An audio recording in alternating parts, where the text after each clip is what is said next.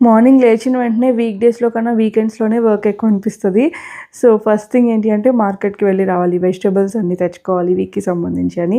ఇప్పుడైతే జెప్టోలో ఆర్డర్ చేసుకుంటున్నాం కాబట్టి ఆ టెన్షనే లేదు. ఆరాంగా కూర్చొని వార్మ్ వాటర్ తాగుతూ జెప్టోలో ఆర్డర్ పెట్టేసుకున్నాం. ఈలోపు జాను లేచింది. అండ్ ఆ రోజు ఇంకా రైస్ చేసేస్తున్నాను. డైరెక్ట్ ఒకటేసారి చికెన్ బిర్యానీ చేసేద్దాం అనుకున్నాను. అండ్ జానుకి సెపరేట్‌గా చేస్తాను. వితౌట్ స్పైస్ అనమాట. ఎక్కువ స్పైస్ లేకుండా. సో, అదే ఎక్స్‌ప్లెయిన్ చేస్తున్నాను. కర్ణాటక వచ్చిన తర్వాత పలావ్‌కి లైక్ బిర్యానీకి డిఫరెన్స్ తెలిసింది అనేసి. మోస్ట్లీ ఇక్కడ పలావ్స్ ఎక్కువ చేసుకుంటారు.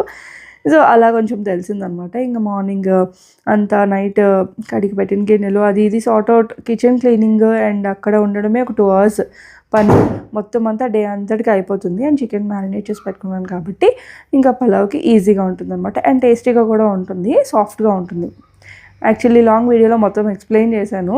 అంటే ఎక్స్‌ప్లెయిన్ అంటే మాట్లాడాననమాట అలా ఓన్‌గా. ఇక్కడ షార్ట్ వీడియోలో జస్ట్ అలా కట్ చేసి పెట్టాను. సో, ఈలోపు జెప్టోలో వచ్చేసాయి. అండ్ హోల్‌సేల్‌గా మనకు కొంచెం ఎక్కువ క్వాంటిటీ కావాల్సినవి ఇలా టొమాటోస్, ఆనియన్స్, మ్యాంగోస్ లాంటివి బయటికెళ్ళి తెచ్చాననమాట.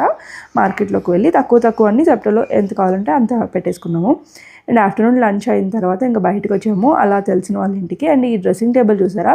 స్పేస్ సేవింగ్ అనమాట. ఎవరికైనా యూజ్‌ఫుల్‌గా ఉంటుందని చూపిస్తున్నాను. స్లైడింగ్ డోర్ లాగా వస్తుంది. సో, ఎవరైనా కొత్తగా ఇల్లు కట్టించుకుంటే ఒక చిన్న ఐడియాలా ఉంటుంది. అండ్ వాళ్ళ ఇంట్లోనే కొంచెం ఎక్కువసేపు టైం స్పెండ్ చేసి ఈవినింగ్ అంతా ఉండి మళ్ళీ నైట్ ఇంటికి రిటర్న్ వెళ్ళిపోయాము. సో, ఇంతకీ రిషి ఎక్కడుందనుకున్నారా? రిషి మా మమ్మీ వాళ్ళ ఇంట్లో ఉంది. సో, ఇంక జాను, నేను, శ్రీకాంత్ మాత్రమే ఉన్నాము. As of now summer holidays కాబట్టి. సో, ఇంక ఇప్పుడు స్కూల్ స్టార్ట్ అయిన తర్వాత రిషి కూడా మాతో జాయిన్ అయిపోద్ది రొటీన్‌లోకి.